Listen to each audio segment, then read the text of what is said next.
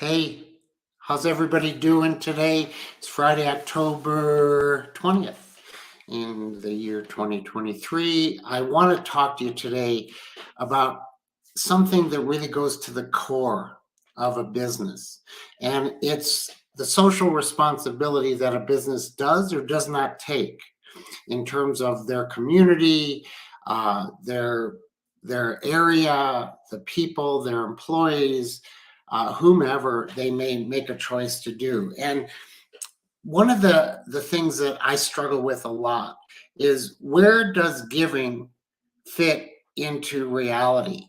I mean, are we really, as a company, giving for giving's sake? Are we giving for advertising? Are we pretending to give? How many companies say they're going to give, drive their own traffic because of it, and don't do it?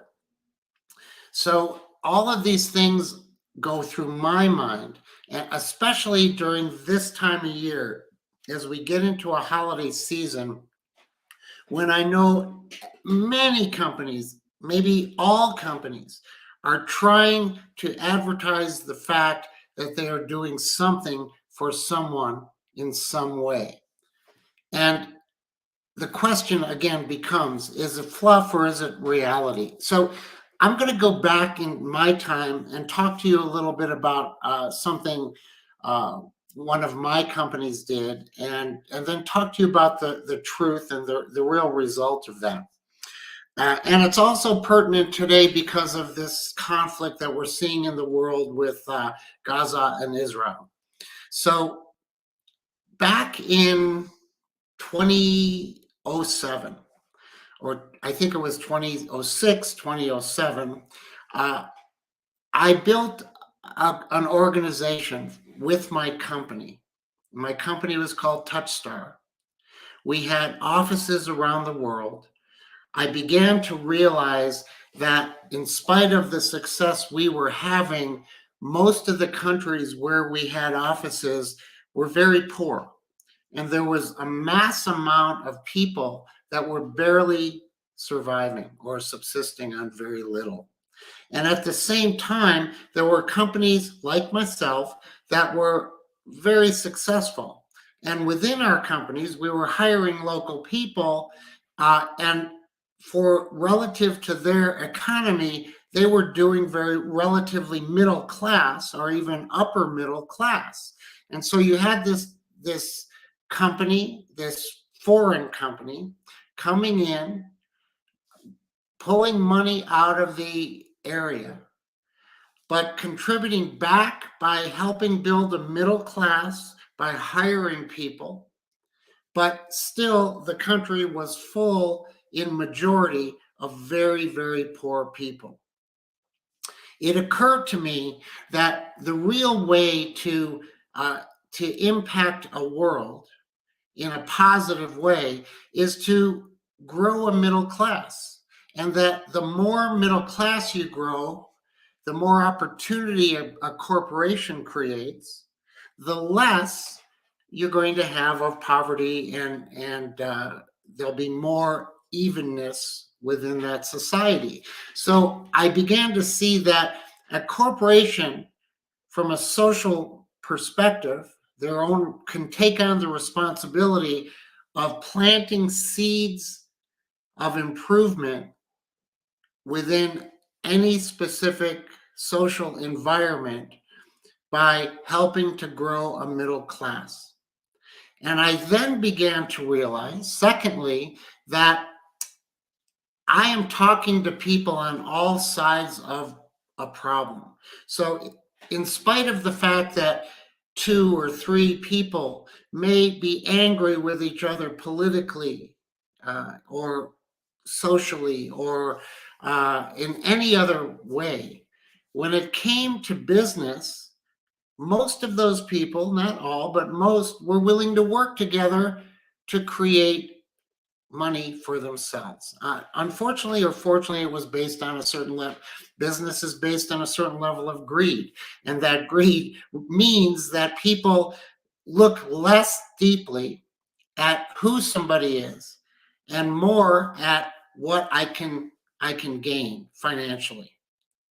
So I thought, let's take this idea that in a crazy sense, greed can actually build opportunity and cross lines of division, because greed is a driver that may overcome divisions so that people make money, if you can get what I'm saying.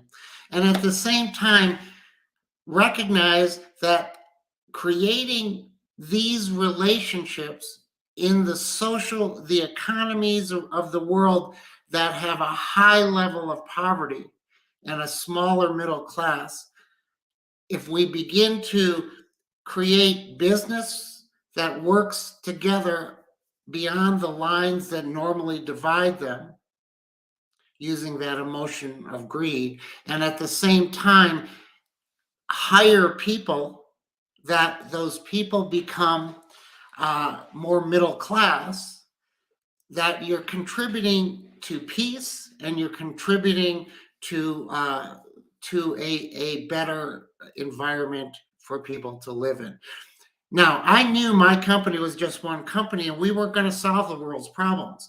But what I recognized was that everybody, every company who walks in and pulls from an area needs to do something to plant seeds of improvement in that area.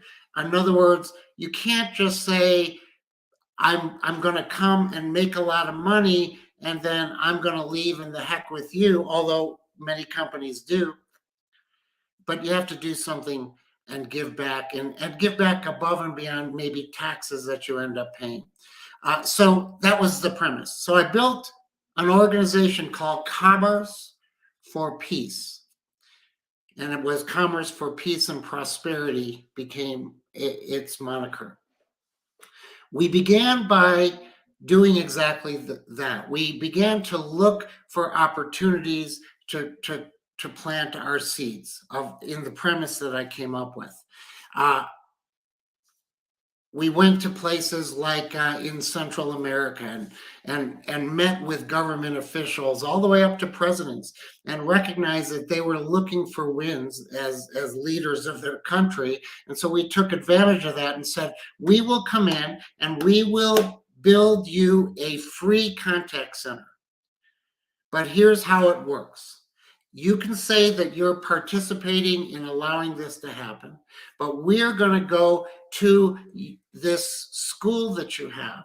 And within this school, we're going to set up a class on to be an entrepreneur. And we're going to have this business that is here, because we're in contact center tech. We know a little bit about it. So here's what we're going to do. We're going to go in, teach entrepreneurship to your students. We want those students to be ones that are scholarship students and not the wealthy. And then at the end of each term, we're going to create a contact center business for one or two of those students, either to work as a partnership or single, and we're going to give them a business. And we're going to give them a contact center. We're going to give them technology. We're going to give them the building. We're going to give them campaigns to call. And we're going to give them funding for the first year. And every dollar they make, they don't have to pay taxes or anything. They get to build up their cash. Within that context, they will have to pay their people. Now, the government needs to provide the location, provide the building at no, and provide us the opportunity to teach within your schools, and take no taxes for 1 year from that business. And that's why we had to go up in the governments to get them to agree. But they get to say they're helping to build their middle class, which helps them politically. We get to actually build contact centers that ultimately are beneficial to our business. It's more business for us. And we get to add to the growth of an economy and help build the middle class. And that was the premise that we went under. And we did it in the Dominican, we did it in Guatemala, we did it in other Latin American countries, and then we went to the Middle East. But in the Middle East, it was very tough because you had this division between the Palestinians and the Israelis, and it was a real, as we know, a terrible division. And there were situations where we could create a contact center and we could do everything that we normally do, and we could do that for the Palestinian group, but that contact center may need to reside in the Israeli side of the fence, and there needed to be an allowance to allow that movement of people between the borders in a safe way and let Palestinians and Israelis work together. Well, we thought that was a great idea. So we went to the State Department and we talked with Condoleezza Rice, and we talked with the Aspen Institute, and we inevitably developed a program that we got behind. It was our program to bring to this area. We began to work harder. We worked with the Case Foundation. A number of people wanted to get involved. So here's the question, or the thought. A lot of these areas, the State Department, the Aspen Institute, the Case Foundation, they all wanted to get involved, but each one, including ourselves, had a different motivation. So here's the question. Was my motivation as a company doing this a motivation taking on social responsibility, or was what I was doing based upon the idea of advertising and showing ourselves to be, aren't we wonderful? To this day, I don't actually know the answer to that. And ultimately, we got a lot of benefit from it as a company, a lot of positive advertising, a lot of good things. And at the same time, we did give back to local economies, on and on and on. So here's what happened with the Middle East. We had a change of equity partners in the middle of this, and we were getting close to seriously moving on this. I had already spoken in DC and to large groups, and suddenly we had a change in our equity partners in our relationship, who began to control some of the decisions we made. And the first thing they did when they saw what we were doing and the investment it took, they said, you cannot do this anymore. We don't want to spend the money. We don't care about that. And when that happened, we had to stop immediately. And the entire program failed. So what ended up happening was everything we did ended up becoming nothing for anyone except for one person, one group, me. I still have the advertising. And to this day, I still feel sick about it. So there are situations when you're giving or trying to give that create these internal conflicts that you face. And it's my belief also that there are other layers of things you can do. But I think the key for any business is they should take on the ideal of doing something within their universe to plant seeds of improvement, and then recognize that there are benefits from it, but don't do it for the benefit as your primary driver. Do it singularly for the idea of social connectivity and improvement, and the recognition that my business is only successful because of the community I live in. And if you truly can own that and believe that, that would be important. And then recognize that, of course, you're going to get a benefit for it. I've also seen companies do other things. I've seen companies say, we will give so much of a percentage of every dollar to something. And they do it year in and year out, and they give it to wonderful organizations like Make-A-Wish, March of Dimes, United Way, and on and on. And what ends up happening is they give many, many millions and millions of dollars to these organizations. And these organizations are completely, in many ways, dependent upon what they do. But inevitably, the public starts to take it for granted, and it isn't a driver for enhancing that business's presence by what they do charitably. And so I've seen some of those larger organizations begin to not do it because they're not getting a bang for the buck. And so companies work on this idea that they want a bang for their buck.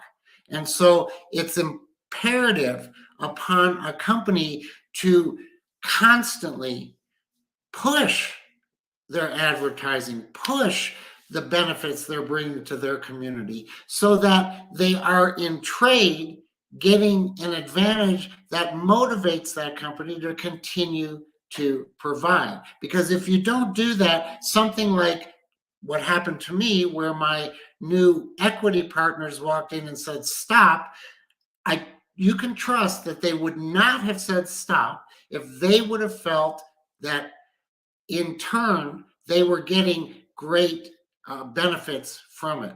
But when they saw that it was only giving and not necessarily getting enough, it wasn't important to them. So just some thoughts today on, is it real, is it not? And then look, there are other companies that pretend and they say we're going to do all these things, and then when it comes right down to it, they don't. And they try to get the benefit with doing less. I can't speak to people that are unethical or just lack integrity or use the fluff of words and ideas and advertising and media to pretend.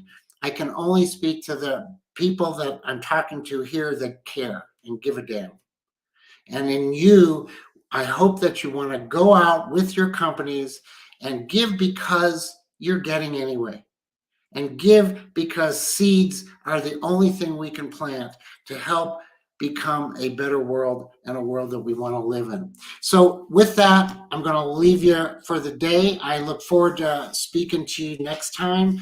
By the way, next time we are having a session, myself and someone else, an author who is going to talk some very specific and interesting experiences. I can't wait to share it with you. So look, you take care. Thanks for listening, and give, whether you get or not. Take care. Bye-bye.